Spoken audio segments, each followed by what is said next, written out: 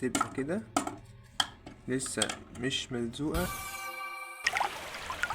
السلام عليكم ورحمة الله وبركاته. بسم الله ونص الرحمن الرحيم. بوليستر. ان شاء الله هنكمل النهاردة اخر حلقة او اخر صفحة في قصة الفانوس اللي صممناه قدامكم ده، وشفنا حلقات اللي فاتت جمعناها سوا. لو متابع طبعا هتعرف ان احنا المفروض القبة اللي فوق دي ما تبقاش خشب بس كده، المفروض ان هي تبقى شفافة. وده الشيء المميز في الفانوس بتاعنا، ان كل الفوانيس اللي موجودة اما ان هي كلها خشب او ان هي معمولة بلاستيك ومتقفلة القبة بتاعتها صيني شفافة برضه بلاستيك، لكن ما فيش حد عمل اللي هو الفانوس الخشب وعمل له الايه القبة الشفافة ديت.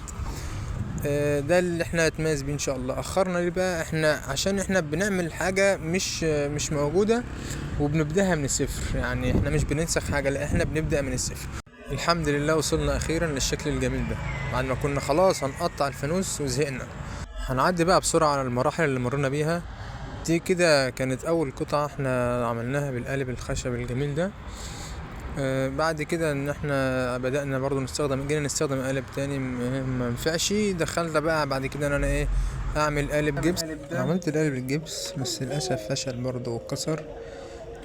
جيت عملت بعد كده قالب سيليكون ونجح معايا وطلع قطع حلوة، بس الفكرة ان ما كانش ينفع ان انا استخدمها عشان كده القطع هتبقى كتيرة والتثبيت هيبقى مش حلو، هيبقى عندي 8 قطع متوزعين على القبة مش هيبقى حلو، هيبقى التثبيت بتاعهم مش احسن حاجة، ويقع مع اول تجربة ليهم.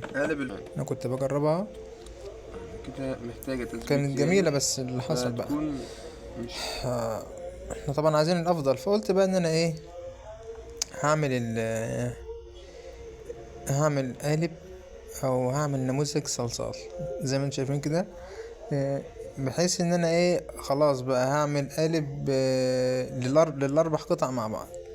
بعدين فكرت ان انا اعمل كل قطعتين مع بعض، انا اوصل كل قطعتين مع بعض.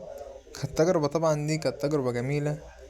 قعدت بقى اشتغلت نحات بقى، حطيت الصلصال وقعدت اعمل واقيس بالقطعة طبعا اللي كانت ناجحة معايا، اقيس بيها واظبط بيها بحيث ان الكيرف او الدوران بتاع القبة يبقى تمام. بس الحمد لله عدينا على كل حاجة، عدينا على الصلصال وعدينا على الجبس وعدينا على الريزاين والبوليستر. اخر حاجة طبعا هنا كنت بعد ما خلصت خلاص القالب عزلته وبدأت ان انا اعمل ايه قالب سيليكون عشان ابدأ انسخ الشكل اللي عملناه بالصلصال. طبعا برضو كان التجربة ديت اللي بوظت معايا الفانوس خالص. كنت انا نسيت اعمل الصلصال ده برضو، او ما كنتش اعرف، انا بتعلم. في القالب الجبس خسرته عشان العزل، القالب ده خسرته او ما خسرتوش، الفانوس اتبهدل مني عشان نسيت ان انا اعزل بالصلصال. بس عملت القالب وكان كويس وانبهرت بيه وكانت حاجة حلوة. جه بعد كده القالب المفروض ان انا اكمله، للاسف برضو ما ينفعش معايا الصلصال، لان انا كنت عامل قالب من اتجاه واحد فالاتجاه التاني ما عشان افك الصلصال واشتغل بيه كان باظ. عملت القالب على وضعه كده واشتغلت بيه. طلعت بقى الايه المشاكل اللي كانت اول في قطعة من القالب كان في عندي في اللي القالب هو ان انا حتت اخلي سيليكون. كل قطعتين ايه شابكين في بعض، بحيث ايه ان انا اقلل عدد القطع يعني. كانت بصراحة برضو حلوة، بس القالب كان كله عيوب. ما استسلمتش وقلت لازم اكمل التصميم.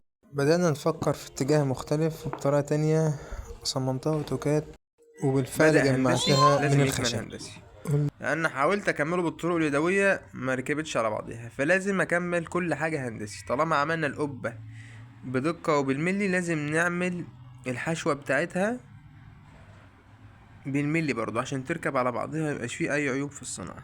ده النموذج. هنبدأ بقى نقص الزوايد دي كلها ونصنفرها ونصب عليها السيليكون ونعمل لها ايه نعمل لها قالب يعني.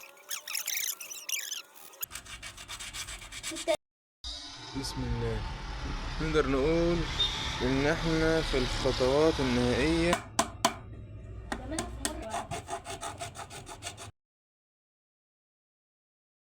حطينا عليها البوليستر عشان تلزق في بعضها، الخشب يمسك في بعضه. وبدأنا ايه فكيناها بقى وقطعنا الزوايد، وهنا كانت بصراحة عجبتني جدا. بعدين المفروض بقى ان انا هبدأ ايه اجرب ان انا اركبها على الفانوس. جيت اركب تفرغ حاجات في القبة عشان تعشق في الايه في الاعصاب ديت اللي كله ايه ماشي مع لا بعض. رب العالمين، اخيرا سيليكون محترم ننسخ بيه بقى قطع كده. خلاص القطعة اللي جهزت تكفي معانا كويس. وفرغناها، جاهز ان احنا بقى ننسخها. هنبدأ ان احنا نعمل طبق بلاستيك. قالب سيليكون. جبنا الطبق وهنبدأ بقى ايه نعمل حاجز بالصلصال ونبدأ نكمل معانا الصابون بتاعنا. بقى هيبقى السيليكون تمام مع النشا مع المصلب بيخليه يتماسك اقوى وبينشف او يجف بسرعة. بنشق هنا القالب ونطلع بقى منه القطع الخشب اللي احنا عملناها بقى القالب الحمد لله. نبدأ بقى نستخدم القالب. استخدمناه وطلعنا اول قطعة كانت طبعا مليانة عيوب. كنا ركبناها بنجربها تجربة كده بس كانت حلوة عايزة تلمع بقى. بدأنا ان احنا لمعناها صنفرناها لمعناها كده. هنبدأ بقى ايه نشوف المشاكل التانية اللي فيها، مشاكل غير اللمعة طبعا. ايوه تعالوا نشوف. اولا لسه اللمعة دي مش هتيجي من النسخة دي هتبقى في النسخة التانية، ولكن الأهم من اللمعة إن الشكل يبقى راكب على بعضه. في هنا عندنا فراغ بين العصب وبين القبة. هنعالج كل الحاجات دي إن شاء الله مع بعض. لله المثل الأعلى. جماعة الملحدين اللي بينكروا وجود الخالق يقولون الصدفة والتفاعلات، يجوا يشوفوا البني آدم بيحتار قد ايه في حاجة بسيطة مش مستاهلة أصلا. الذي أتقن كل شيء صنع. سبحان الله. نحتنا هنا مكان العصب عشان لما نيجي نركب ايه الأعصاب تعشق في الفتحة دي. طلع العصب اللي في النص العصبين التانيين برضو ظبطنا. لزق من غير أي حاجة، لسه ملزقناهاش، بس شوف من غير ما نلزقها وهي ماسكة متعشقة في بعضها. ده اللي كنا عايزين نوصله، إن هي تبقى كده لسه مش ملزوقة بس ماسكة في بعضها. بتكلم طبعا على القبة الشفافة، يعني هو احنا لسه ما حطناش لزق الصاروخ ولكن ما شاء الله متعشقة وماسكة في بعضها. هنا كنت بحاول اجرب شكل القبة كاملة. ركبت النص اللي معانا بوليستر والنص الخشب مع بعض. كان شكلها برضو مش وحش. حتى كنت بعمل بروفة برضو ازاي لما اخلص ايه هركب ازاي القطعتين مع بعض. ركبت هنا القطعتين البوليستر والشفافة واحط بيناتهم بقى الايه اللي هو اليد بتاعت الفانوس. نركب اليد في بيناتهم. هي بتضغط محكومة بالظبط يعني ما شاء الله. عشان ايه يعني ده برضو من باب الامان برضو. ادتني فكرة برضو حلوة ان احنا ممكن نعمل قبة بنصين مختلفين من مادة مختلفة او لون مختلف.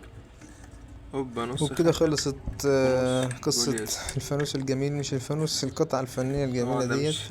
ان شاء الله في حلقات كتير وفي مشاريع كتير هنعملها. في بالفعل فوانيس عملناها وهنعرض الحلقات قريب ان شاء الله. تابع عشان يوصلك الجديد.